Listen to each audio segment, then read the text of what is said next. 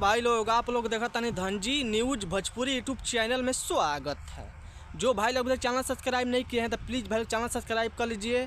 सबसे पहले ऐसा भोजपुरी ब्रेकिंग लेटेस्ट अपडेट जानकारी जानने के लिए, और शुरू से अंत तक इस वीडियो में बना रहेगा, आपसे बीच में इस चैनल पर जानकारी मिल जाएगा।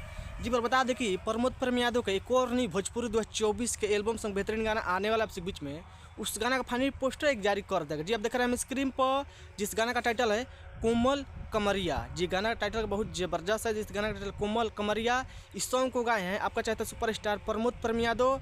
और इस गीत का बात करें भाई लोग, गीत को लिखे हैं अखिलेश बिरबर।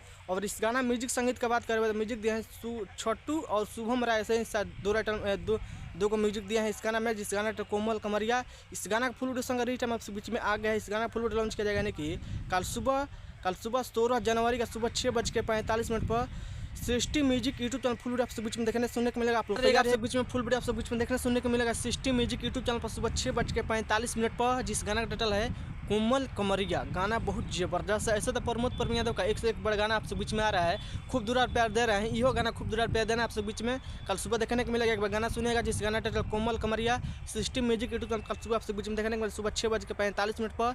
आप लोग बताइए जितने प्रमोद प्रेम फैंस चाहने वाला फैंस है, आप लोग बताइए कि प्रमोद प्रेम यादव का वीडियो अपडेट न्यूज़ कैसा लगा। अपडेट न्यूज़ पसंद पर प्लीज़ वीडियो को लाइक कीजिए, और ज़्यादा से लाइक कीजिए, चैनल सब्सक्राइब कीजिए, बेल आइकन घंटी दबाना भूलिए, वीडियो को शेयर कीजिए। दूर प्रमोद प्रेम एक और गाना आ रहा है आपसे बीच में, जिस गाना टाइटल कोमल कमरिया।